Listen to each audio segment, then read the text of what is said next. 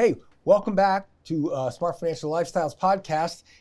We're going to talk about how nothing good happens last minute, including planning your financial life. We're super lucky today. We have a guest, Matt Pescatore. Hey, Matt.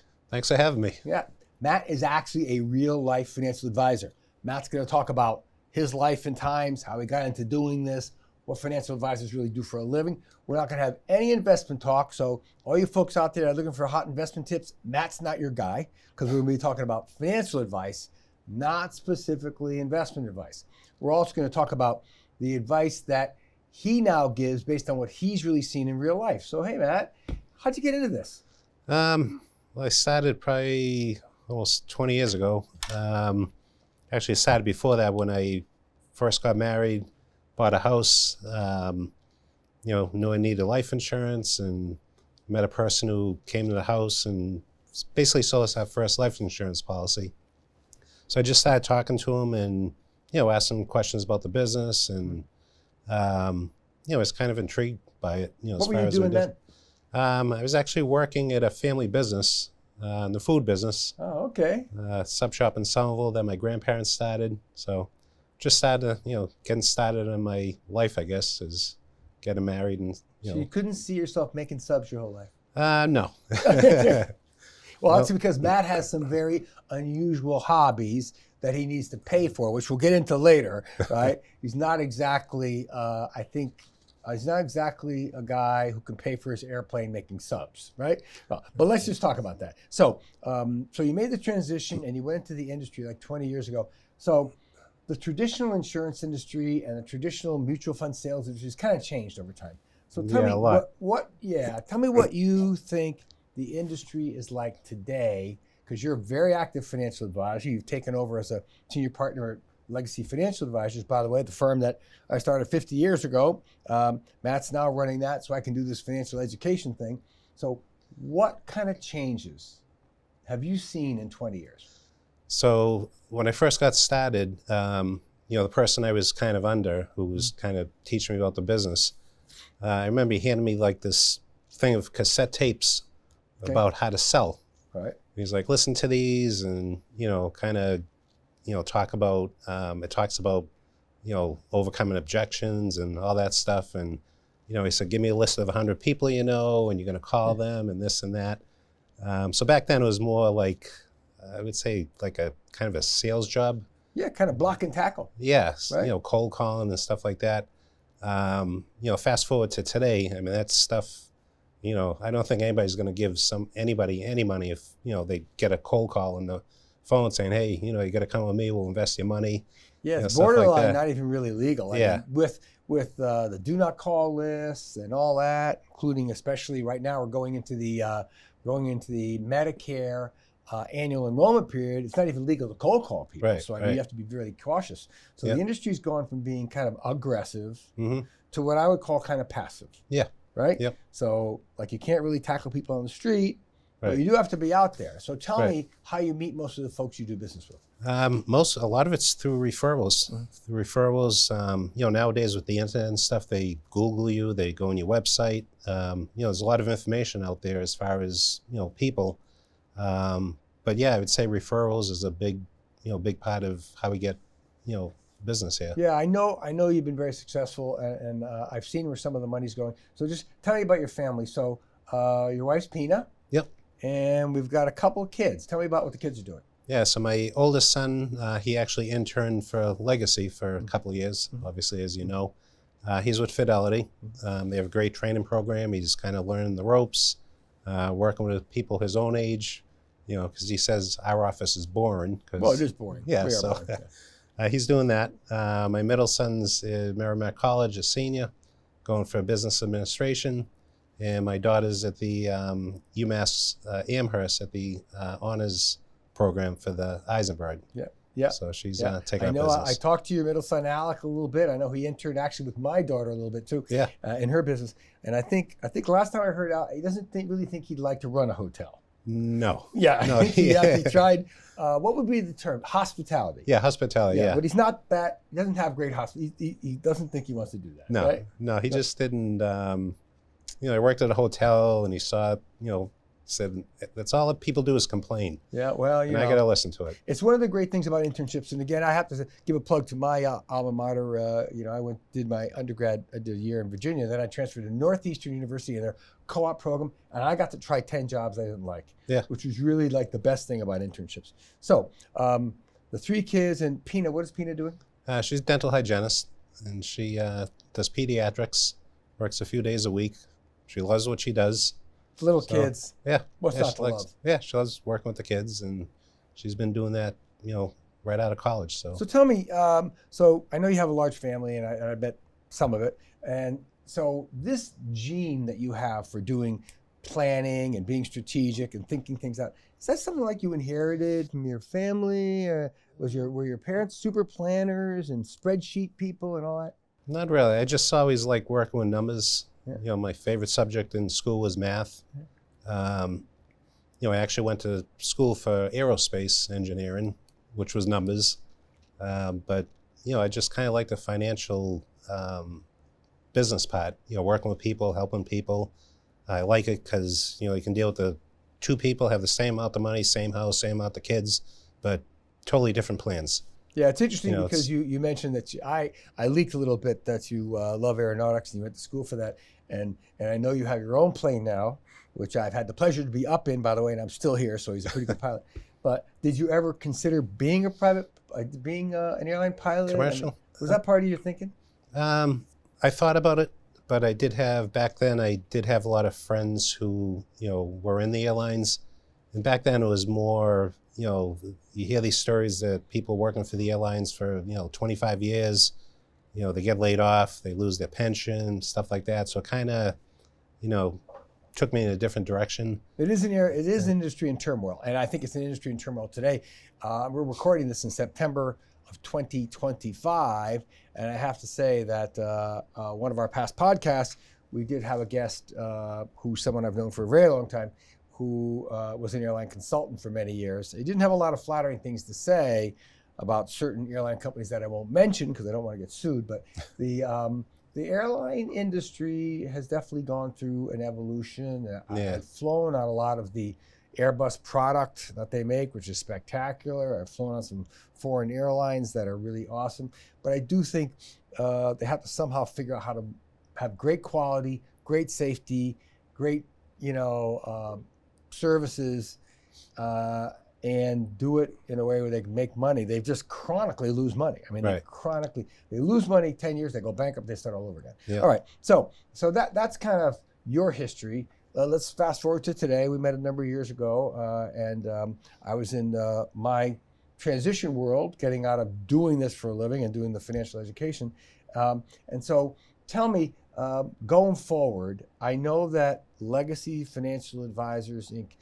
Manages money and does some financial advice and does a comprehensive planning team thing with lawyers and accountants. Do you think that will be replaced by AI? There's a lot of AI buzz. Do you think AI is going to enhance or damage the financial industry? I don't think that it's going to take away from what we do, because in our business, it's more of a personal thing where you meet face-to-face with a client. Like I said, everyone has unique situations.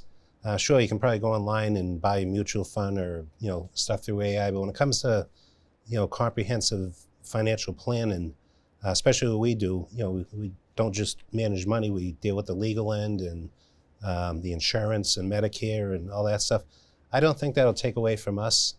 I think that'll be more for the do-it-yourselfers maybe. It'll make it easy for the people who want to do it on their own or think they can do it on their own. I'm very positive about AI. I will tell you, we have a lot of clientele in the tech business, and I'm a big believer in technology. And I do think that AI is going to speed up a lot of things. And I do think that one of the evolutions of the last 50 years, just to give people a little bit of a concept of what happened, like in the past, somebody would show up at the office and they'd write you a check, to invest. Here's $100,000 or something.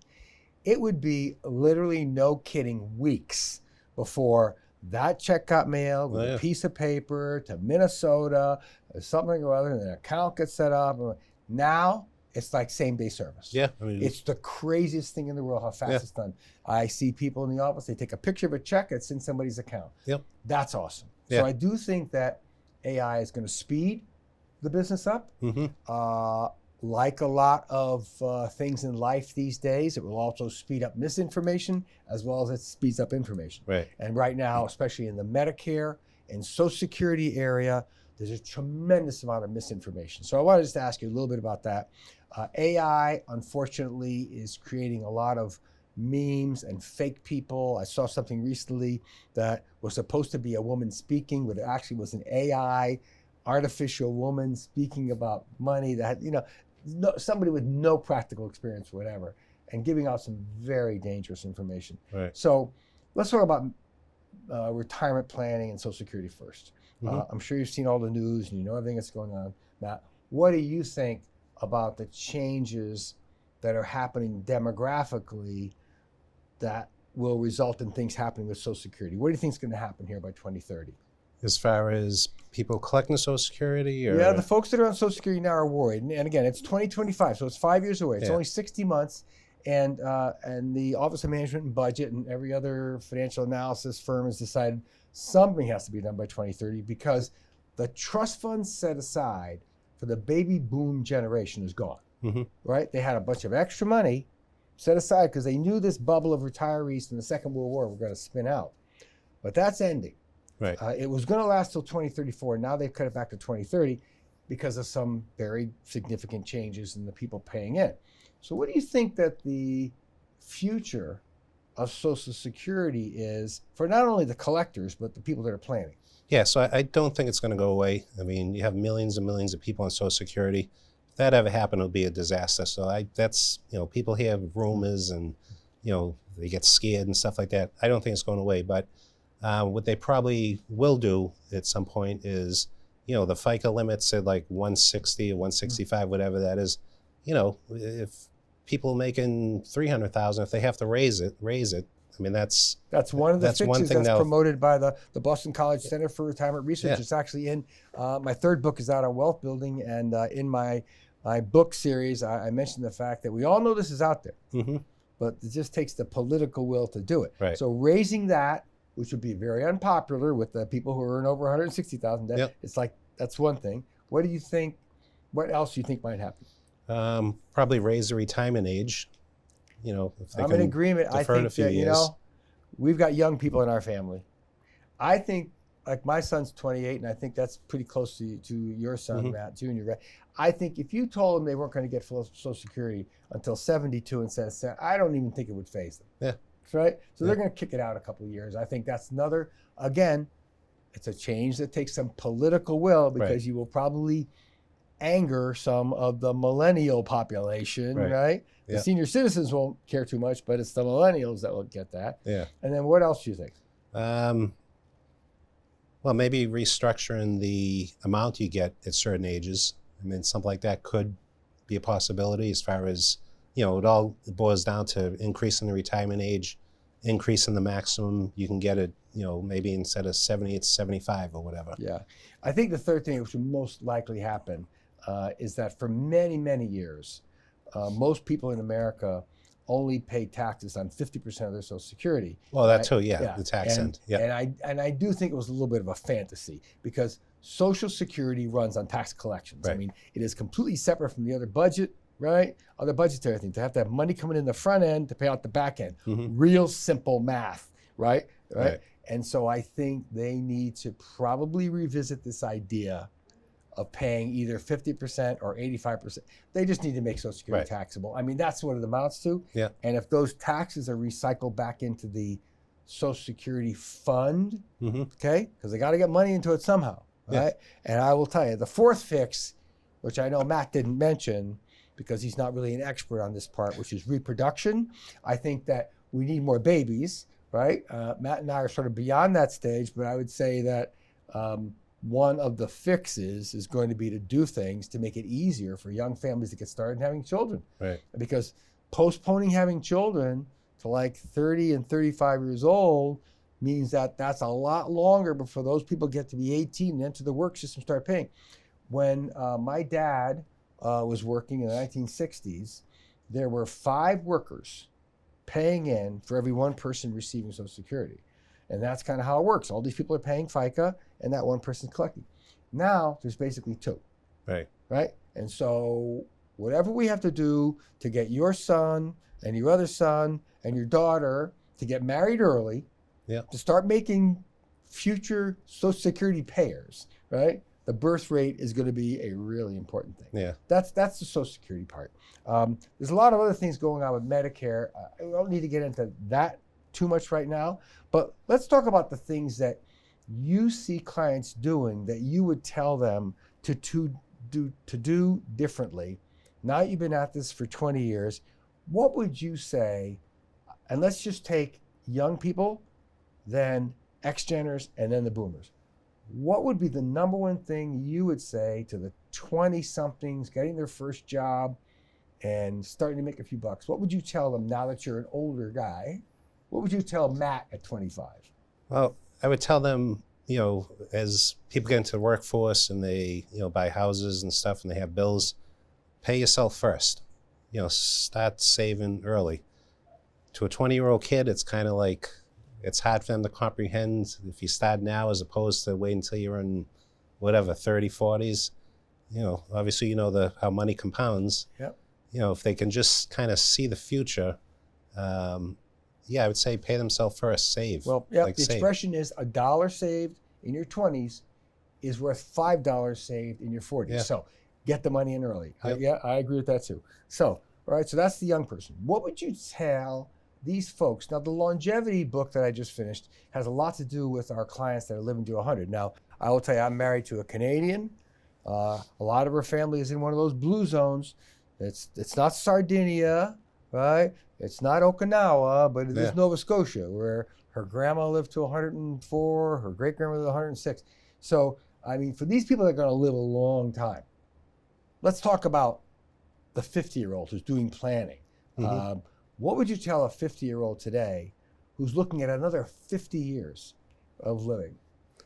I'd probably tell that person to, most of those people, they have jobs, they have 401ks, max that out, because that's all money tax deferred.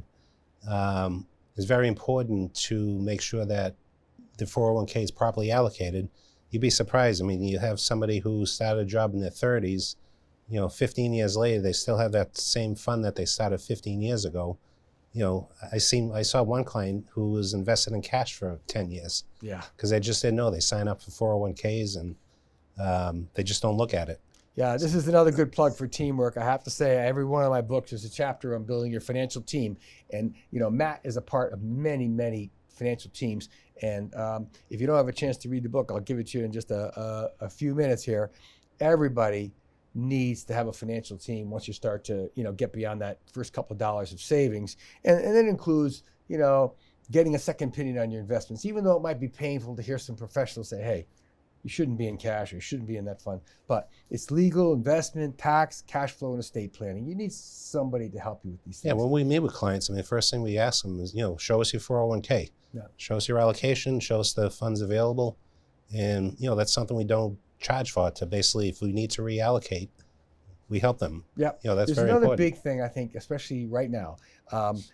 Now more than ever, actually just interviewed someone who's been retired for a long time, and they're very de-stressed because they have lots of guaranteed lifetime income. And when you look at these buckets of retirement, we've always considered Social Security, that guaranteed basic income. But because of budgets and inflation, people need to have much more than just Social Security, right?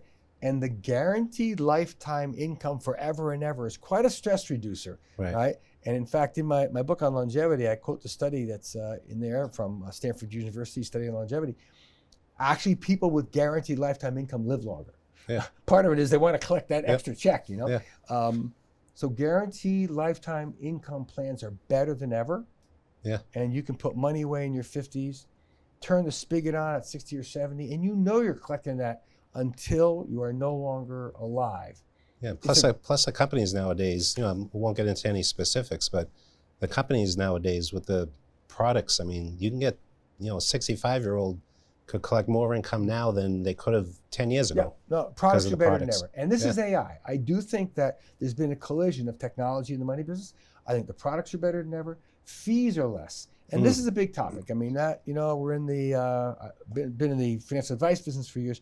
And I do think that the reality is that, like the great Peter Lynch story, when Peter Lynch was first running the Magellan Fund, he had 60 people on his staff, right? And they had 3% upfront loads and 3% year management fees. And they needed it to pay all these people. But now it's like 2 guys and a dog on the desk, So I do think that fees have gone down. I know that fees in this firm are less than they were 10 years ago because technology has made it easier to manage money. So I do think that AI has helped keep the fees down for clients, made some better products available to clients, but also, I mean, it's kind of highlighted some of the weaknesses in what we used to do. I have to say, for many years, we used a thing called the Monte Carlo assumption. And so some people in certain generations, Monte Carlo is just an old Chevy, right? And to other people, like Matt's buddies, Monte Carlo is a place in Europe to go gambling, right? But what we did is we used a thing called Monte Carlo assumptions, which, by the way, was gambling with when somebody was going to run out of money. I think that's kind of like out nowadays because nobody wants to take a gamble on running out of money. And there is no AAA you can call when your retirement fund breaks down at 92 and you're around for another like 10 years. So I do think that technology has refined some of that in a big, big way.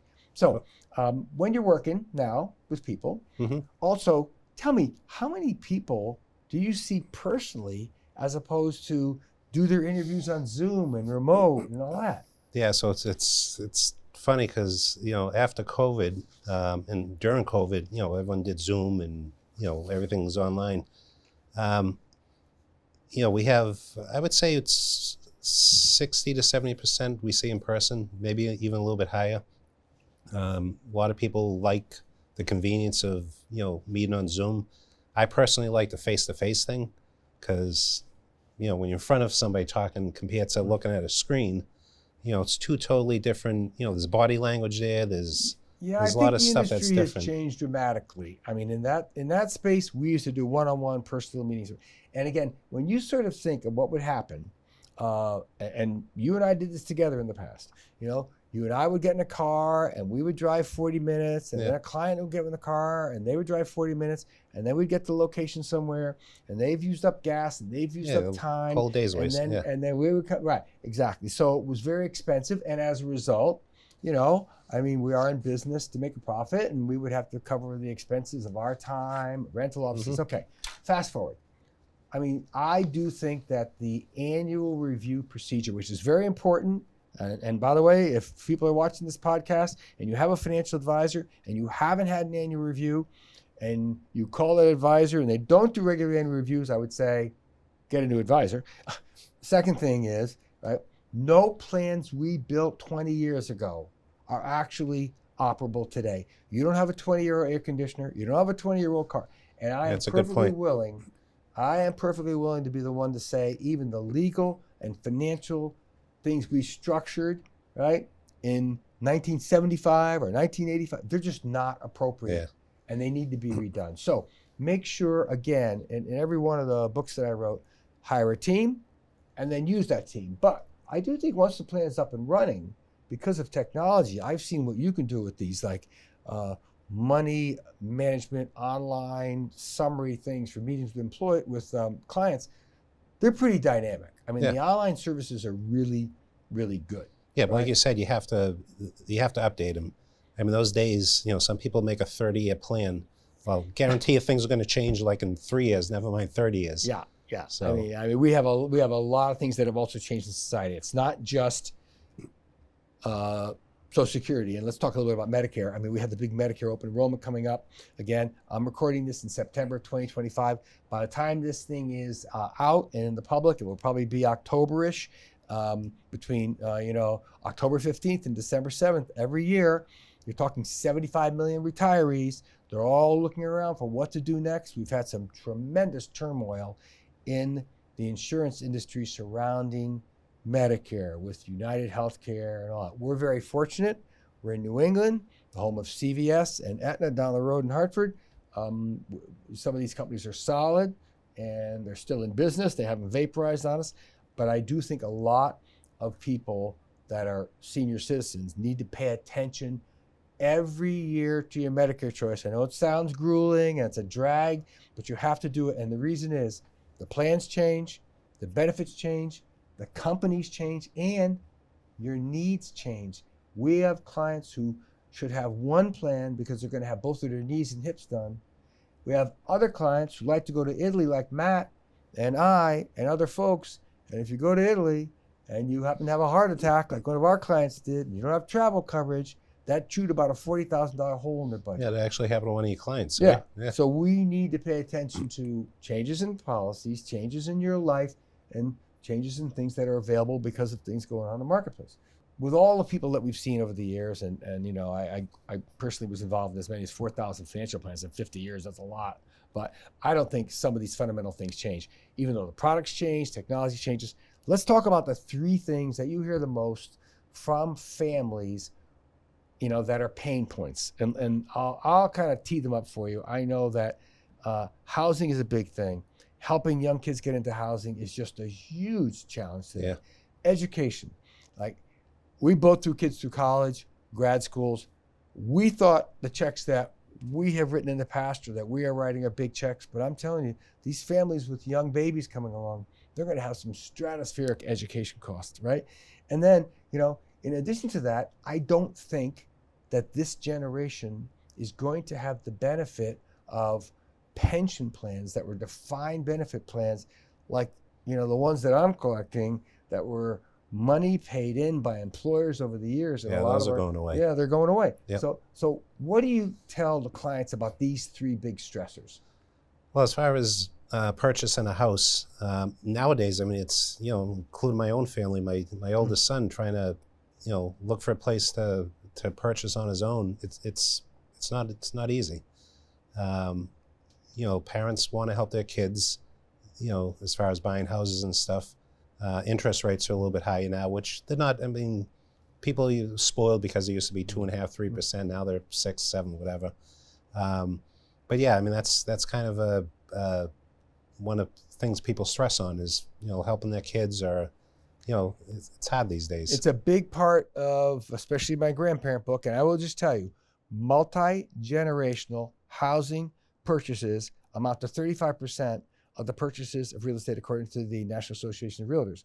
And what that means is grandparents helping kids, grandparents helping grandkids, right?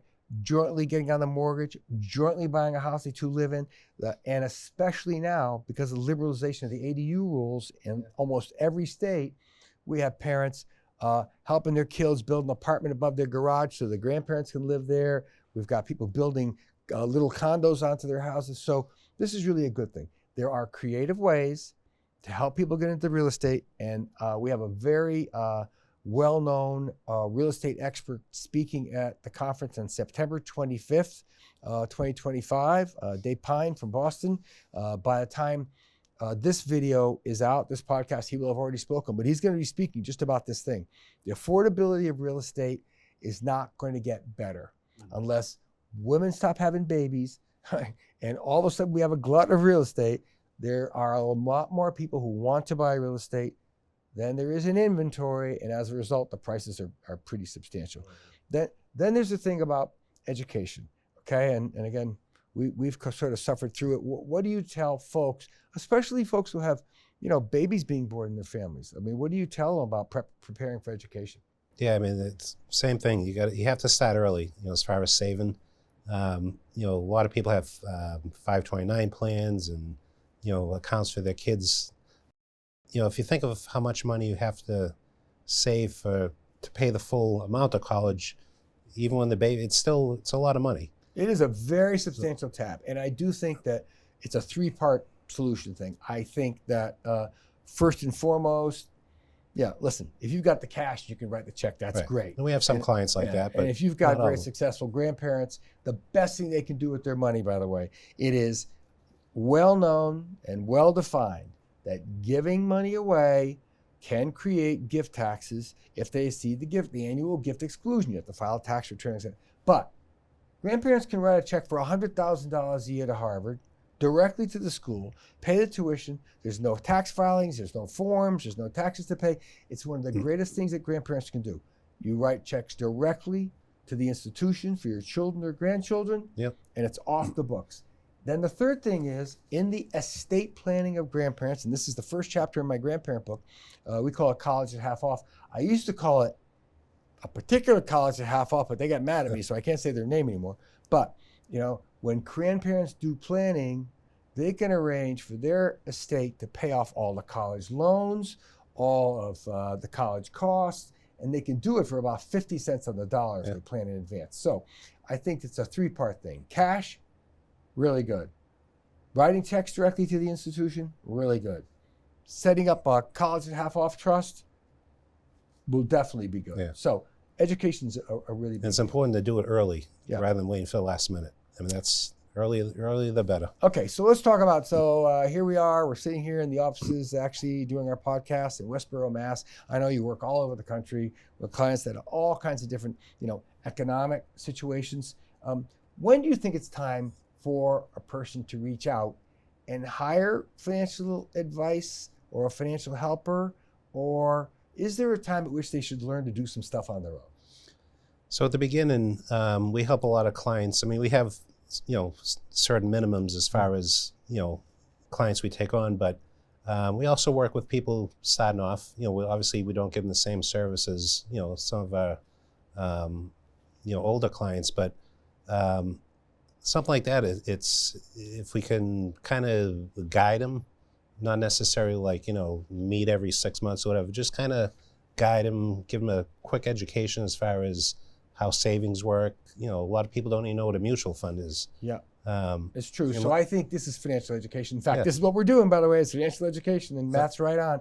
I do think with young people, financial education, which is unfortunately not a part of high school and it's not a part of most college curriculum, like financial education is still a big black hole for a lot of people. So I Right. think, and that's great. I know everybody at Legacy Financial Advisors is very generous about helping young people get started without charging them. Just give them a little what we call financial coaching, Yeah. a little bit of financial coaching until they actually have enough money to be able to have a professional management fee. Mhm. Or, these things really change with life circumstances too. So, when you're young and you're single, it's all about being a super saver and, sleeping in your parents' basement and saving up your money, right, Matt? Yeah.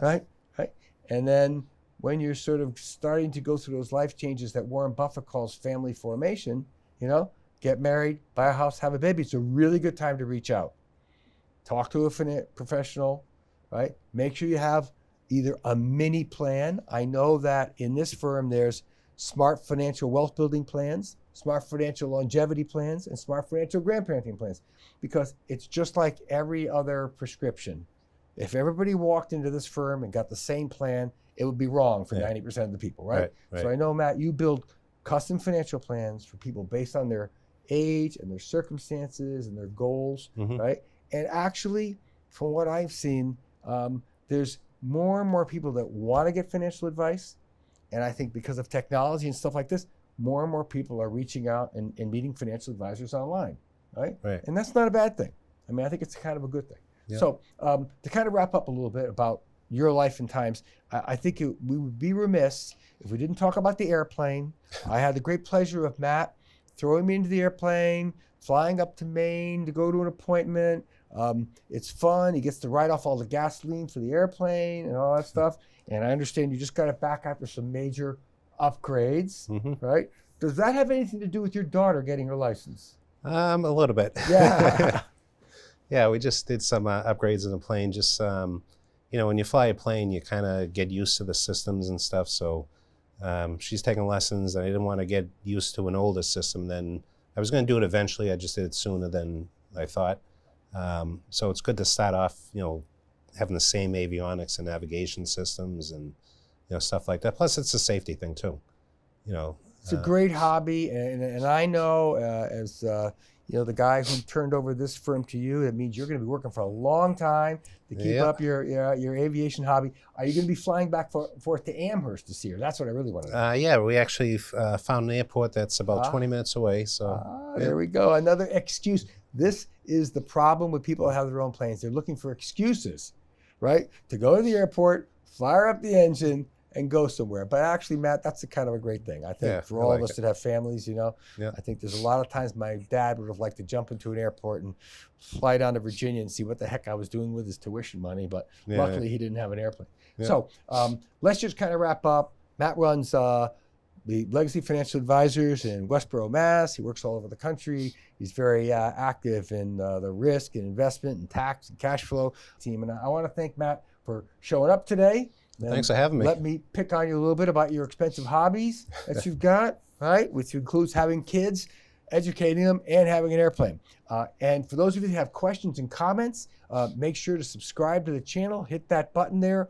Leave your comments and questions below. If you have any specific questions for Matt, by all means, reach out to us. I'm sure Matt will answer any questions you have about the firm and their approach to clients and things that they do. And I'll see you again next time on Smart Financial Lifestyle Real Stories.